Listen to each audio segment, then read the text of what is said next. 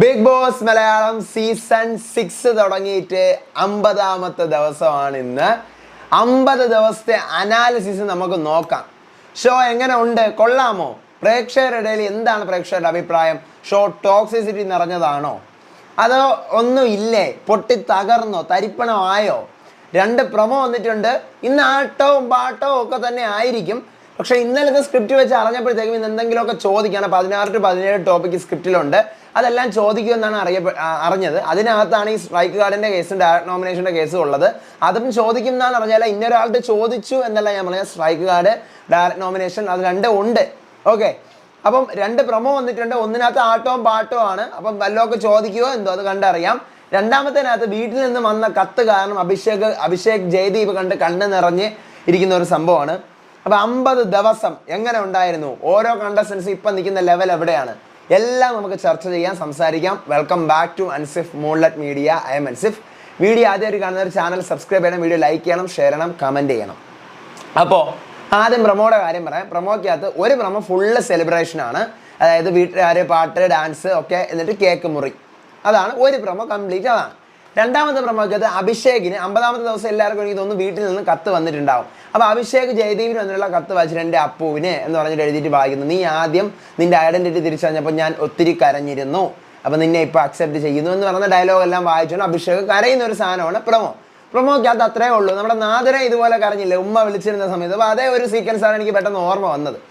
ഇതാണ് 2 പ്രൊമോ. ഇതോടെ മാറിയിരുന്നോട്ടെ. ഇനി 50 ദിവസത്തെ അനാലിസിസ്. നിങ്ങൾക്ക് എന്ത് തോന്നി ഷോയെക്കുറിച്ച്? താഴെ കമൻറ്റ് ചെയ്യണം.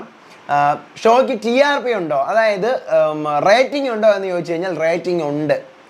സീസൺ 4, സീസൺ 5 ഒക്കെ 7 പോയിൻ്റൊക്കെ നിന്ന സമയത്ത് 7-7.5 പോയിന്റുകളൊക്കെ ആയിരുന്നു നിന്നിരുന്നത് TRPയിൽ ഒരാഴ്ച എടുത്ത് നോക്കും. പക്ഷേ ഇത്തവണ 10 പോയിന്റുകൾ വരെ മാക്സിമം ബിഗ് ബോസിന് കിട്ടി.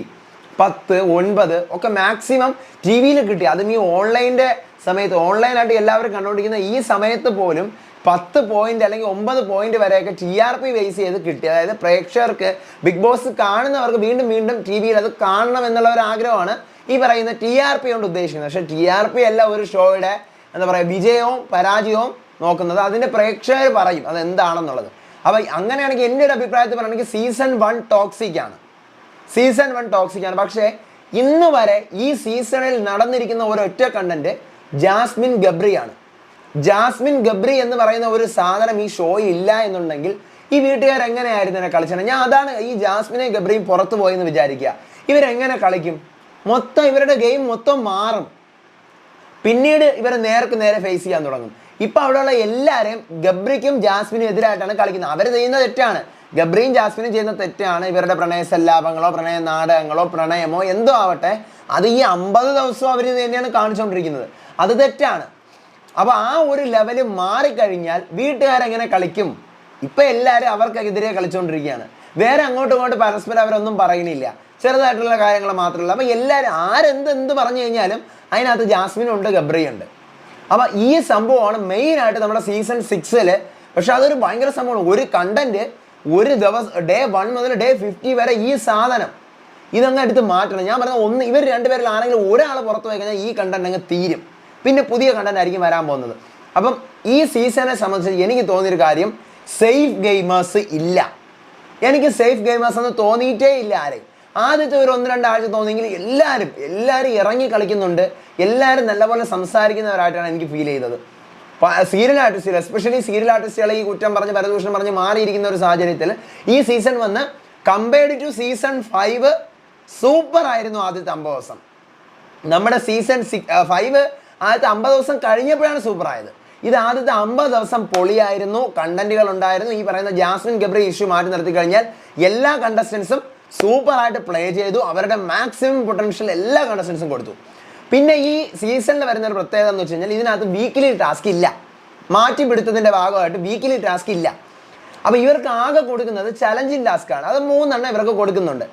ഈ ചലഞ്ചിങ് ടാസ്കും ഇതിന് പുറമേ വരുന്ന സ്പോൺസേർഡ് ടാസ്കും ക്യാപ്റ്റൻസി ടാസ്കും, ഈ ടാസ്ക് അല്ലാതെ ഇവർക്ക് വേറെ ഒരു ടാസ്കും ഇതുവരെ കൊടുത്തിട്ടില്ല. നമ്മുടെ പഴയ ബിഗ് ബോസിലാണെങ്കിൽ ഡെയിലി ടാസ്ക് ഒന്നരാടം ഉണ്ടാവും. സ്പോൺസേർഡ് ടാസ്ക് നമുക്ക് കൂട്ടണ്ട, അത് പ്രൊമോഷനാണ്, അവിടെ ഇരുന്നോട്ടെ. ഇതല്ലാതെ വീക്കിലി ടാസ്ക് വന്നു കഴിഞ്ഞാൽ 2-3 ദിവസം വരെ ചിലപ്പോൾ പോവും, ചിലപ്പോൾ 2 ദിവസമേ പോവുള്ളൂ. ഇതുകൂടാതെ കഴിഞ്ഞ സീസണിൽ ജയിലിലേക്ക് പോകാൻ വേണ്ടി 3 പേരെ സെലക്ട് ചെയ്തിട്ട് ജയിൽ ടാസ്ക് കൊടുത്ത് ഒരാൾ ജയിക്കും, അയാൾ പോകേണ്ട, ബാക്കിയുള്ളവർ പോകും. ആരല്ല. അപ്പോൾ ഈ സാധനങ്ങളൊന്നും ഇതിനകത്ത് ഇല്ല. അപ്പോൾ ഈ സീസണിൽ വരുന്ന ഒരു സംഭവം എന്ന് വെച്ച് കഴിഞ്ഞാൽ കണ്ടസ്റ്റൻസ് കണ്ടന്റ് അവർ തന്നെ ഉണ്ടാക്കണം. മറ്റത് വീക്കിലി ടാസ്ക് വരുമ്പോൾ ഗ്രൂപ്പായി അങ്ങോട്ടും ഇങ്ങോട്ടും അടിയായി അല്ലേ, അങ്ങനെ വരും. പക്ഷെ ചലഞ്ചിങ് ടാസ്കിൽ അങ്ങനെ ഒരു അടി വരൂല. നിങ്ങൾ കണ്ടോ ചലഞ്ചിങ് ടാസ്കിൽ എത്ര അടുത്ത് അടി നടന്നു? വളരെ ചുരുക്കം. ചലഞ്ചിങ് ടാസ്കിൽ അടി വരത്തില്ല, കാരണം അവിടെ ടീം വൈസ് ആണ്. അവിടെ 5 പേര് ഒറ്റയ്ക്ക് നിൽക്കുന്നു, കളിക്കുന്നു, അതിൻ്റെ ഓപ്പോസിറ്റ് നിൽക്കുന്ന ആളെ തോപ്പിക്കാൻ കളിക്കുന്നു, അതിന് ഓരോരുത്തർ വീതം പോകുന്നു. അവിടെ ഒരു ഗെയിം വർക്കൗട്ട് ആവുന്നില്ല. അപ്പോൾ ഇവിടെ ഇതിനകത്തുള്ള each and every contestants they should make the content. അവർക്ക് അവിടെ വീക്ക്ലി ടാസ്കോ അല്ലെങ്കിൽ അവർക്ക് ഡെയിലി ടാസ്കോ മറ്റൊരു ടാസ്കും കൊടുക്കുന്നില്ല ഇവർക്ക് കണ്ടന്റ് ഉണ്ടാക്കാൻ. അപ്പോൾ ചുമ്മാ ഇരുന്ന് ഇവർ രതീഷ് കണ്ടന്റ് ഉണ്ടാക്കിയപ്പോൾ നമുക്ക് ഫീലായി രതീഷ് അങ്ങനെ ഈ ഇരുന്ന് കണ്ടന്റ് ആ ഒരു ലെവല്. ഇപ്പം ഞാൻ ഈ ബിഗ് ബോസ് ഈ സീസൺ 6 പോയി കഴിഞ്ഞാലും ഒരു നോർമൽ ബിഗ് ബോസ് കാണുന്ന ഒരു പ്രേക്ഷകൻ അല്ലെങ്കിൽ ഒരു അവിടെ പോകാൻ ആഗ്രഹിക്കുന്ന ഒരാൾ കണ്ടസ്റ്റന്റ് ആയിട്ട് ഈ സീസൺ 6 വന്നു കഴിഞ്ഞാൽ അവർ മെനക്കെടും, ബുദ്ധിമുട്ടും, വീണെടുത്ത് ഉരുണ്ട് കളിക്കും കിടന്ന്. കാരണം പറ്റത്തില്ല. കാരണം ഈ സീസൺ അത്രയ്ക്ക് ബുദ്ധിമുട്ടാണ് ഈ സീസണിലെ ഗെയിം കളിക്കാൻ. എനിക്ക് തോന്നിയൊരു കാര്യമാണ്. കാരണം ഈ സീസൺ ടാസ്ക് ഇല്ല. ടാസ്ക് ഉണ്ടെങ്കിൽ മാത്രമേ അവിടെ കണ്ടന്റ് ഉണ്ടാവുള്ളൂ, പ്രശ്നമില്ല. അപ്പോൾ ടാസ്ക് ഇല്ലാതെ അവർ അങ്ങോട്ടും ഇങ്ങോട്ടുള്ള സ്വരച്ചേർച്ച ഇല്ലായ്മ മാത്രമാണ് ഈ വീട്ടിലെ കണ്ടന്റ് ആയിട്ട് മാറുന്നതും മാറിക്കൊണ്ടിരിക്കുന്നതും ഈ സാധനമാണ്. അപ്പോൾ അങ്ങനെ വെച്ച് നോക്കുമ്പം കഴിഞ്ഞ 5 സീസണിനെക്കാളും മികച്ച കണ്ടസ്റ്റൻസ് ആണ് എല്ലാവരും. കാരണം അവർ ടാസ്ക് ഇല്ലാതെയും ബാക്കി കാര്യങ്ങൾ ഒന്നുമില്ലാതെയും സ്വയമായിട്ട് കണ്ടന്റ് ഉണ്ടാക്കുന്നു. അതിന് കഴിയാത്ത ആൾക്കാരാണ് ഇതിനകത്ത് സേഫ് ഗെയിമേഴ്സ് ആവുന്നത്. അപ്പോഴും ഇവർ ടാസ്ക് കളിക്കുന്നുണ്ട്, ഇവർ ടാസ്കുകൾ ചോദിക്കുന്നുണ്ട്. പഴയ സീസണിലെ കണ്ടസ്റ്റൻസിന് ടാസ്ക് കൊടുക്കുമ്പം അവർ ഉറക്കമാണ്. സീസൺ 5 ഒക്കെ നമ്മൾ കണ്ടതാണ്, ഉറക്കം, സെറ്റിൽ കിടന്ന് ഉറക്കം. അവർ ഉറങ്ങുന്ന സമയത്ത് ഇവർ നമുക്ക് ടാസ്ക് ദ ബിഗ് ബോസ് എന്ന് പറഞ്ഞ് വിളിക്കുന്ന അതുകൊണ്ട് എനിക്ക് വളരെ ബ്രില്യൻ്റ് ആയിട്ടാണ് ഈ സീസൺ 6 ഔട്ട്ലൈൻ ആയിക്കോട്ടെ അതിൻ്റെ സ്ക്രിപ്റ്റ് ആയാലും എനിക്ക് ഫീൽ ചെയ്തത്. ഇനി ഓരോ കണ്ടസ്റ്റൻസിനെ കുറിച്ചും കൂടി ഞാൻ പറയാം. അപ്പോൾ ഇതാണ് എനിക്ക് പറയാനുള്ളത്. ഇനി അങ്ങോട്ടുള്ള ദിവസങ്ങളിൽ സൂപ്പർ ആവട്ടെ. എനിക്ക് ഇതുവരെ ഉള്ളത് കണ്ടന്റ് ബേസ് അവരെല്ലാം ബ്രില്യൻ പ്ലേയേഴ്സ് ആയതുകൊണ്ടാണ് അവർ they own make their own content. അപ്പം സൂപ്പർ ആയിരുന്നു. അടുത്ത് പിന്നീട് കണ്ടസ്റ്റൻസിനെ കുറിച്ച് പറയുകയാണെങ്കിൽ അൻസിബ ഹസൻ ആ തുടക്കത്തിലൊക്കെ ഒരു എന്താ പറയുക മിണ്ടാതെയൊക്കെ ഇരുന്ന് ഒരു ലെവലാണെങ്കിൽ ഇപ്പം കുറച്ചുകൂടിയൊക്കെ സ്റ്റേജിലേക്ക് ഓൺ ദ സ്റ്റേജിലേക്ക് ചെസ് നമ്പർ വന്നിട്ടുണ്ട്. കുറേ കാര്യങ്ങളൊക്കെ പറഞ്ഞ് സ്ട്രൈറ്റ് ആയിട്ട് നിന്ന് കഴിഞ്ഞാൽ കുറേ കൂടി മുന്നോട്ട് പോകാൻ പറ്റും. ഇപ്പോഴും നെഗറ്റീവിലോട്ടൊന്നും അൻസിബ പോയിട്ടില്ല. തുടക്കത്തിലുണ്ടായിരുന്ന ഒരു ഇച്ചിരി ബാക്കിലോട്ട് നിൽക്കുന്ന ഒരു സംഭവം ഇനിയും ഒത്തിരി മുന്നോട്ട് പോകാനായിട്ട് അൻസിബയെ കൊണ്ട് പറ്റും. അത് ഈ ലെവലിൽ ഈ ലാസ്റ്റ് വന്നപ്പോൾ ജാസ്മിൻ്റെയും അൻസിബ നേർക്ക് നിന്ന ഒരു ഫൈറ്റ്. അതുപോലെ അൻസിബ എന്ത് കാര്യം വന്നു കഴിഞ്ഞാലും ഈ കട്ടിലിൽ നിന്ന് മാറി വേറൊരു ലെവലിലേക്ക് വന്നപ്പോൾ അൻസിബയുടെ ലെവൽ ഗെയിം ഓണായി. ഓണായത് നല്ല ഫ്ലോയിൽ പോയി കഴിഞ്ഞാൽ സൂപ്പറായിട്ട് പോകും. ജിൻഡോ വളരെ ബ്രില്യൻ ഗെയിമർ.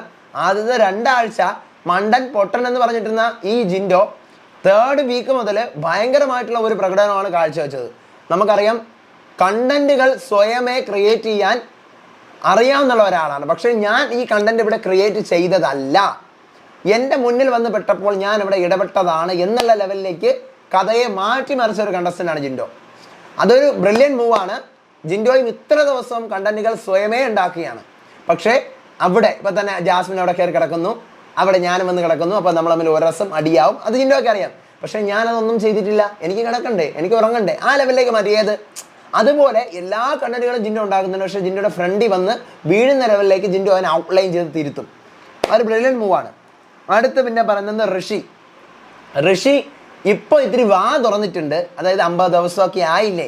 ഇപ്പം അൻസിബയായിട്ട് പിരിഞ്ഞതിന് ശേഷം ഈ പറയുന്ന പോലെ. പക്ഷേ ഋഷി സംസാരിക്കുന്നത് കൂടുതലും ഈ പറയുന്ന അൻസിബയ്ക്ക് വേണ്ടിയിട്ടായിരുന്നു. ഇപ്പം അതിൽ നിന്ന് മാറി ഷെല്ലിൽ നിന്നും പുറത്തേക്ക് വരുന്നുണ്ട്. സൂപ്പറാണ്. കളിച്ച് മുന്നേറി കഴിഞ്ഞാൽ കൊള്ളാം. അടുത്ത ജാസ്മിൻ്റെ കേസ് പറയുമ്പം ജാസ്മിൻ ഓൾറെഡി ലോക്കായിപ്പോയി. ഈ പറയുന്ന ഗബ്രിയുടെ നല്ല സൂപ്പറായിട്ട് ഗെയിം കളിക്കാൻ ക്യാപ്പബിൾ ആയിട്ടുള്ള പൊട്ടൻഷ്യൽ ആയിട്ടുള്ള ഒരു കണ്ടസ്റ്റൻ്റ് ആണ്. പേഴ്സണൽ ഗ്രഡ്ജ് വയ്ക്കാത്തൊരു കണ്ടസ്റ്റൻ്റ് ആണ്. ആരെയും പേഴ്സണൽ ടാർഗറ്റ് ചെയ്യാത്തൊരു കണ്ടസ്റ്റൻ്റ് ആണ്. പക്ഷേ ഈ പുള്ളിക്കാരിക്ക് പറ്റുപോയത് മുട്ടടിച്ച് വീണുപോയി. തുടക്കത്തിലേ വീണുപോയി. ഈ പറയുന്ന ഗബ്രിയുടെ കുരുക്കിൽ വീണു. അത് പോയി ജാസ്മിൻ തലവെച്ച് കൊടുത്തതോ ഗബ്രി കുരുക്കിയതോ എന്തോ ആവട്ടെ, ജാസ്മിൻ സത്യം പറഞ്ഞു കഴിഞ്ഞാൽ അവിടെ ഇപ്പം ബിഗ് ബോസ് കണ്ടന്റ് ഉണ്ടാക്കുന്ന ജാസ്മിനെ വെച്ചാണ്. ജാസ്മിൻ്റെ ജീവിതം താർന്ന് പൊയ്ക്കൊണ്ടിരിക്കുകയാണ്. ജാസ്മിൻ്റെ ഗെയിം ഡൗൺ ആണ്. ജാസ്മിൻ കളിക്കുന്നില്ല. ഞാൻ നോക്കട്ടെ, ജാസ്മിൻ ഗെയിം കളിച്ചിട്ടുണ്ടോ? അവിടെ ഒരു ഗെയിമും കളിച്ചിട്ടില്ല. അവിടെ ചുമ്മാ ഇരുത്തമാണ്. അവർ ഗെയിം കളിച്ചിട്ടേ ഇല്ല. പിന്നെ ഈ പറയുന്ന പോലെ ജാസ്മിൻ അടുത്ത് ആരെങ്കിലും എന്തെങ്കിലും പറയുമ്പോൾ അതിനെ ജാസ്മിൻ ഡിഫെൻഡ് ചെയ്ത് നിന്നാണ് ജാസ്മിൻ ഇപ്പോൾ ഉള്ള ആ ഒരു ഇതുള്ളത്. പിന്നെ ഈ പറയുന്ന ഗബ്രി കോംബോയുടെ നെഗറ്റീവ്സ് നെഗറ്റീവ്സ് ആയാലും പോസിറ്റീവ്സ് ആയാലും അത് പുറത്ത് ഭയങ്കര കോൺട്രവേഴ്സീസ് ഉണ്ടാക്കും അല്ലേ. അപ്പം ആ ഒരു നെഗറ്റീവ് ഇമ്പാക്റ്റ് ആണ് ജാസ്മിനുള്ളത്. നെഗറ്റീവ് ഗെയിമാണ് ജാസ്മിനുള്ളത്. പക്ഷെ അത് നല്ലതല്ല, അത് അധികം ഓടൂല.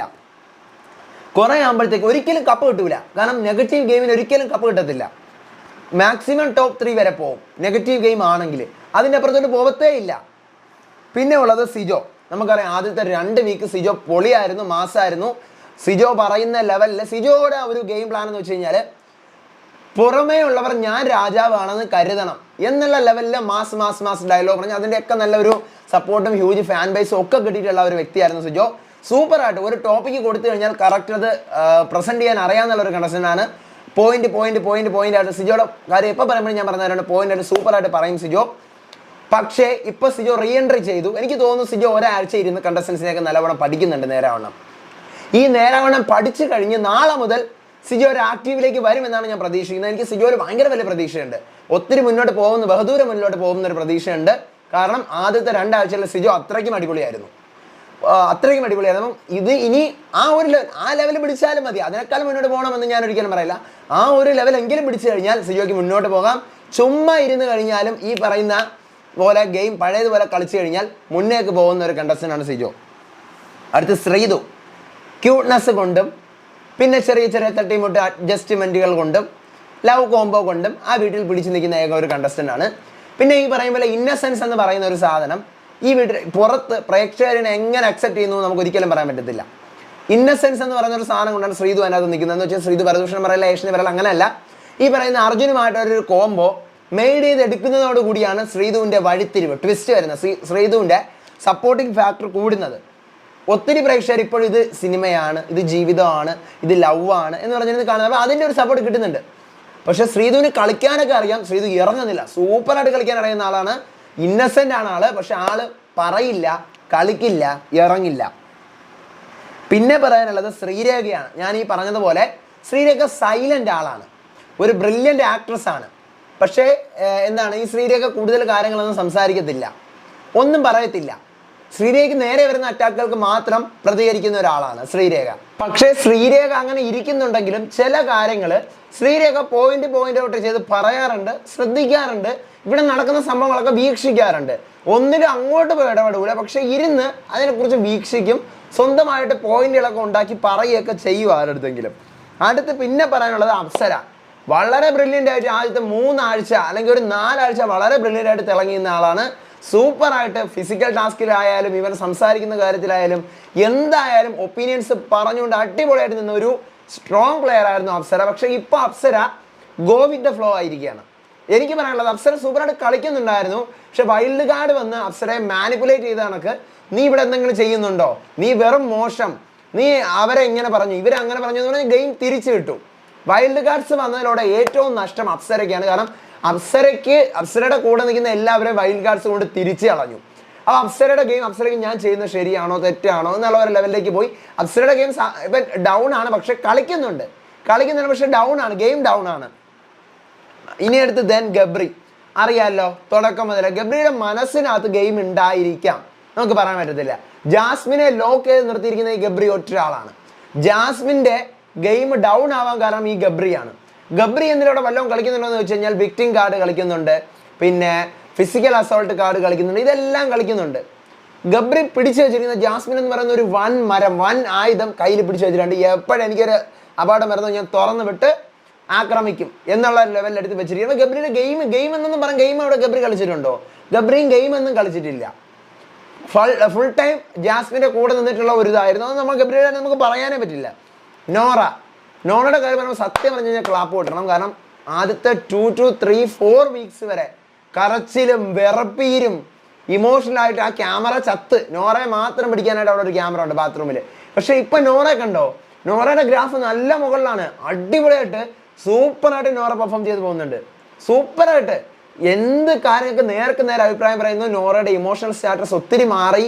സൂപ്പറായിട്ട് നോറ പ്ലേ ചെയ്യുന്നുണ്ട്. അടിപൊളിയായിട്ട് ഇങ്ങനെ നോറ പോയി കഴിഞ്ഞാൽ ഒരു ടോപ്പ് 5 വരെയൊക്കെ നോറയ്ക്ക് എത്താൻ പറ്റും. കാരണം അതിനുള്ള പൊട്ടൻഷ്യൽ ഉണ്ടെന്ന് നോറ തെളിയിച്ചു. കാരണം വളരെ സൂപ്പറായിട്ടുള്ള ഒരു സ്ട്രോങ് ലേഡിയാണ് നോറ. വളരെ സ്ട്രോങ് ആയിട്ടുള്ള ഒരു കണ്ടസ്റ്റൻ്റാണ്. ഒരു ബിഗ് ബോസ് മെറ്റീരിയലാണ്. ഇപ്പോൾ പണ്ടതല്ലായിരുന്നു, ഇപ്പോൾ ഒരു ബിഗ് ബോസ് മെറ്റീരിയലാണ്. പിന്നെ അർജുൻ ഈ പറഞ്ഞതുപോലെ സൈലന്റ് ആയിട്ടുള്ള ഒരാളായിരുന്നു. ഇപ്പോഴും സൈലന്റ് ആണെന്ന് വെച്ച് കഴിഞ്ഞാൽ ശ്രീധുവിൻ്റെ കൂടെ എനിക്ക് പേഴ്സണലി തോന്നിയിട്ടുള്ളത് ശ്രീധുവിൻ്റെ കൂടെ നിന്നുകൊണ്ട് കുറേ പിടിക്കണം, കുറേ കണ്ടന്റുകൾ ഇങ്ങനെ വാരണം, ഇങ്ങനെ ഒരു കോംബോ വരണം. എനിക്കിവിടെ കളിക്കണം, പക്ഷെ എനിക്ക് നെഗറ്റീവ് ആവരുത്. അപ്പം ഞാൻ ഓവറായിട്ടൊന്നും ചെയ്യാൻ പാടില്ല, പക്ഷെ ഞാൻ ഒന്നും ചെയ്യാതെ ഇരിക്കുകയും ചെയ്യരുത് എന്നുള്ള ഒരു ലെവലാണ് അർജുൻ പോകുന്നത്. പിന്നെ അർജുൻ്റെ ക്യൂട്ട്നെസ് ആയിക്കോട്ടെ അത് കൊണ്ടിട്ടാണ് കുറേ പേരങ്ങ് നിൽക്കുന്നത്. എന്തോ ആ ഒരു ലെവല് അർജുൻ ശ്രീധു ആ ഒരു കോംബോ പിടിച്ച് അതിൻ്റെ ഓരം പിടിച്ചപ്പോൾ ഫുൾ ടൈം ശ്രീധുവിൻ്റെ കൂടെയാണ് അർജുൻ. നിങ്ങൾ കണ്ടു കഴിഞ്ഞാൽ അറിയാം. പിന്നീട് ശരണ്യ വളരെ ബ്രില്യൻറ്റ് പ്ലെയറാണ്. തുടക്കത്തിലും ഇപ്പോഴും ഒരേ ലെവലിൽ നിൽക്കുന്ന ഒരു പ്ലെയറാണ്. ഒത്തിരി കാര്യങ്ങൾ പറയുന്നുണ്ട്. പുള്ളിക്കാരിക്ക് നേരെ വരുന്ന കാര്യങ്ങൾ മാത്രമേ പുള്ളിക്കാർ ഇടപെടാറുള്ളൂ. പക്ഷെ പറയുന്ന കാര്യങ്ങളൊക്കെ കൃത്യമായിട്ട് പോയിന്റ് ബേസ് ചെയ്ത് പറയുന്നുണ്ട്. ഒപ്പോസ് ചെയ്യാളടുത്ത് ഒപ്പോസ് ചെയ്ത് തന്നെ പറയുന്നുണ്ട്, എഗെയിൻസ്റ്റ് ആവേണ്ട അടുത്ത് എഗെയിൻസ്റ്റ് ആയി പറയുന്നുണ്ട്. പറയാനുള്ള കാര്യങ്ങൾ വ്യക്തം, അനാവശ്യമായിട്ട് സംസാരിക്കില്ല. ഒരിടത്ത് പോയിട്ട് ഒരു പരദൂഷണേഷൻ അങ്ങനെ ഒരു ഇതല്ല. ഒരിടത്ത് ഇളക്കുന്നില്ല. എനിക്ക് നേരെ എന്തെങ്കിലും വരട്ടെ, ഞാൻ പ്രതികരിക്കാം. എനിക്ക് അവിടെ ഇടപെടാൻ തോന്നട്ടെ, ഞാൻ ഇടപെടാം. ആ ഒരു ലെവലാണ്. പക്ഷെ അത് മാറണം. Bigg Boss is a house of all of the housemates അല്ലേ? അപ്പം എല്ലാവരും എല്ലാ പ്രശ്നങ്ങളിലും ഇടപെടണം. പക്ഷെ അത് നെഗറ്റീവ് ആക്കാതിരിക്കാനാണ് ശരണ്യ നോക്കുന്നത്. പക്ഷെ ആ സാധനമാണ് ഇപ്പോൾ നെഗറ്റീവായി പോയിക്കൊണ്ടിരിക്കുന്നത്. ദെൻ റസ്മിൻ ബായ് തുടക്കമൊക്കെ അറിയാമല്ലോ, ഭയങ്കര സൈലൻ്റ് ആയിരുന്നു. പിന്നീട് അതൊന്നും എക്സ്ട്രാ വയലൻ്റ് ആയി. വീണ്ടും സൈലൻറ്റിനും താഴെ മൈനസിലാണ് വന്ന് നിൽക്കുന്നത്. പക്ഷെ കളിച്ചിരുന്ന ഒരു പ്ലെയറാണ് റസ്മിൻ. ഒച്ച എടുക്കുമ്പോഴത്തേക്കും അതിൻ്റെ ടോണ് മാറുന്നു, റസ്മിൻ്റെ സംസാര രീതികൾ മാറുന്നു, വേറെ ലെവലിലേക്ക് പോകുന്നു. അപ്പോൾ അത് ഒട്ടും അക്സെപ്റ്റ് ചെയ്യാനായിട്ട് പ്രേക്ഷകരായിട്ടുള്ള ഒത്തിരി പേർക്ക് പറ്റുന്നുണ്ടായില്ല. അപ്പോൾ റസ്മിൻ്റെ ഗെയിം ഡൗൺ ആണ്, കമ്പാരിറ്റീവ്ലി നല്ല ഡൗൺ ആണ്. ഇപ്പോൾ ശ്രീധു അർജുൻ കോംബോയുടെ കൂടെയും ജാസ്മിൻ ഗബ്രിയുടെ കോംബോയുടെ കൂടെ അവരുടെ കൂടെയാണ് ഈ പറയുന്ന റസ്മിൻ ഇരുന്ന് പോകുന്നത്. ദെൻ അഭിഷേക് ജയദീപ് ഗെയിമിലൊന്നും വലിയ മാറ്റമില്ല, വളരെ ഇന്നസെൻ്റ് ആയിട്ട് കളിച്ചു പോകുന്നു. ഗെയിമൊന്നും എനിക്ക് പറയാനായിട്ടില്ല, വളരെ ഇന്നസെൻ്റ് ആയിട്ട് പോകുന്നു. പിന്നെ നന്ദനയും ഈ പറഞ്ഞ പോലെ തന്നെ ഇന്നസെൻ്റ് ആണ്. പിന്നെ ഈ പറഞ്ഞ പോലെ കുറേ ചേഷ്ടകൾ വെറുപ്പീരുണ്ടാക്കുന്ന ലെവലിലുള്ള കുറേ ചേഷ്ടകൾ ഉണ്ടായിക്കൊണ്ട് നെഗറ്റീവ് അടിക്കുകയാണ്. പക്ഷെ എന്നിരുന്നാലും കളിക്കാൻ പൊട്ടൻഷ്യൽ ഉള്ള ഒരാളാണ്. പക്ഷെ ജാസ്മിൻ അഗെയിൻസ്റ്റ് വരുമ്പോൾ മാത്രമേ അത് സംസാരിക്കുന്നുള്ളൂ, വേറെ ആർക്കും അഗെയിൻസ്റ്റ് ആയിട്ട് ഒന്നും പറയുന്നില്ല. പിന്നെ അഭിഷേക് ശ്രീകുമാർ വന്ന 2 ദിവസം അറിയാമല്ലോ ടോപ്പിൽ. ഇപ്പോൾ എവിടെയാണ്? പുള്ളിക്കാരൻ്റെ കണ്ടന്റ് അടിച്ചൊതുക്കി, സംസാരിക്കരുത്, ഈ ടോപ്പിക്കൽ പറയരുത്, കാർഡ് കൊടുത്തു, ഇരുത്തി, ഒതുക്കി ഇങ്ങനെ ഇരിക്കുന്നു. അഭിഷേക് ശ്രീകുമാർ അലക്കാത്തതിൻ്റെ അല്ലെങ്കിൽ സംസാരിക്കുന്നതിൻ്റെ പ്രധാന പ്രശ്നം ബിഗ് ബോസ് ടീം തന്നെയാണ്, പറഞ്ഞിട്ട് കാര്യമില്ല. ദെൻ സായി കൃഷ്ണ ഒത്തിരി എക്സ്പെക്ടേഷൻസ് ഉള്ള ഒരു കണ്ടസ്റ്റൻ്റ് ആയിരുന്നു. പക്ഷേ ഇപ്പം ആ വീട്ടിലെ ഒരു കാരണവർ. ആരും സായിയെ ഒന്നും പറയത്തില്ല, സായിയും ആരെ ഒന്നും പറയത്തില്ല. ആ ലെവലാണ് കാരണവർ ആ ലെവലാണ് സായി ഇരിക്കുന്നത്. പക്ഷെ സായി ജസ്റ്റ് ഒരു പോയിന്റ് അനക്കി കൊടുത്തു കഴിഞ്ഞാൽ പുറത്ത് ആളുകൾ കത്തിക്കും. കാരണം സായിക്ക് ഭയങ്കര ഫാൻ ബേസാണ്, കത്തിക്കും. പക്ഷെ സായി പോയിന്റ് അനക്കുന്നില്ല. ഞാൻ അവിടുത്തെ കാരണവർ എല്ലാം കണ്ടോണ്ട് സായി ഇരിക്കണം. അപ്പോൾ സായിയുടെ ലെവൽ മാറണം. മാറിക്കഴിഞ്ഞാൽ സൂപ്പർ ഒരു കണ്ടസ്റ്റൻ്റ്, ഒത്തിരി എക്സ്പെക്ടേഷൻസ് വെച്ച് വന്നിട്ടുള്ള ഒരു കണ്ടസ്റ്റൻ്റ് ആയിരുന്നു. പക്ഷേ ഗെയിം കളിക്കുന്നില്ല, ഡൗൺ എന്ന് പറയാൻ പറ്റത്തില്ല, കളിക്കുന്നില്ല. പക്ഷേ ഈ കളിക്കാതെ തന്നെ ഒത്തിരി പേര് സായി സപ്പോർട്ട് ചെയ്യാനുണ്ട്. അപ്പം സായി കളിച്ചു കഴിഞ്ഞാൽ ബഹുദൂരം മുന്നിലേക്ക് പോകും. അപ്പോൾ ഈ 50 ദിവസം കൊണ്ട് പ്രേക്ഷകർ ഇതിനെ സ്വീകരിച്ചു എന്ന് വെച്ച് കഴിഞ്ഞാൽ ഒത്തിരി പേര് ഈ TRP കൊണ്ടല്ല, പ്രേക്ഷകർക്ക് ഈ പറയുന്ന പോലെ ജാസ്മിൻ ഗബ്രി ഇതെല്ലാം കുടുങ്ങി കിടക്കുന്നുണ്ട്. ആർക്കും ഇഷ്ടപ്പെട്ടിട്ടില്ല. കഴിഞ്ഞ സീസൺ സ്നേഹമാണ്, സമാധാനമാണ് എന്നല്ല ആളുകൾ പൊതുവെ പറയുന്നത്, ആളുകൾക്ക് ഇഷ്ടപ്പെട്ടു. പക്ഷേ കണ്ടന്റ് ഇല്ലായിരുന്നു. ടാസ്ക് വരുന്നു, അതിൻ്റെ കണ്ടന്റുകൾ, പിന്നെ സമാധാനം, ശാന്തി, സ്വസ്ഥത. ഈ സീസൺ അങ്ങനെ അല്ലല്ലോ. പക്ഷേ ഇതിനകത്ത് കണ്ടന്റ് ഉണ്ടെങ്കിലും ഓവർ കണ്ടന്റുകളായിപ്പോയി, അനാവശ്യ കണ്ടന്റുകളായിപ്പോയി. ലവ് കോംബോയെ വൃത്തികെട്ട ലെവലിലേക്ക്, ഫ്ലോട്ടിങ് വരെ എത്തുന്ന ലെവലിലേക്ക് പോയപ്പോൾ ആളുകൾക്ക് ഇഷ്ടപ്പെടുന്നില്ല. ഈ സീസൺ ആളുകൾക്ക് ഇഷ്ടപ്പെടുന്നില്ല. പക്ഷേ കണ്ടന്റ് ഉണ്ട്, ടോക്സിക് ആണ്, ആളുകൾക്ക് ഇഷ്ടപ്പെടുന്നില്ല. വേറൊരു ലെവലിലേക്കാണ് ഇത് പോയിക്കൊണ്ടിരിക്കുന്നത്. അപ്പോൾ ഇതാണ് എനിക്ക് പറയാനുള്ള 50 ദിവസത്തെ അനാലിസിസ്. നിങ്ങൾക്ക് എന്താണ് തോന്നിയെന്ന് മസ്റ്റായിട്ട് താഴെ കമൻറ്റ് ചെയ്യുക. ബിഗ് ബോസ് ആണെന്ന ഫ്രണ്ട്സിന് ഷെയർ ചെയ്ത് നമ്മുടെ ചാനൽ ഇൻട്രൊഡ്യൂസ് ചെയ്യുക, വീഡിയോ ലൈക്ക് ചെയ്യുക, ചാനൽ സബ്സ്ക്രൈബ് ചെയ്യുക. എൻ്റെ FB പേജും ഇൻസ്റ്റാ പേജ് ഫോളോ ചെയ്യാൻ മറക്കരുത്. അടുത്ത അപ്ഡേറ്റ് ആയിട്ട് വരാം, വിശേഷമായിട്ട് വരാം. അപ്പോൾ അതുവരേക്കും ബൈ ആൻഡ് ടേക്ക് കെയർ.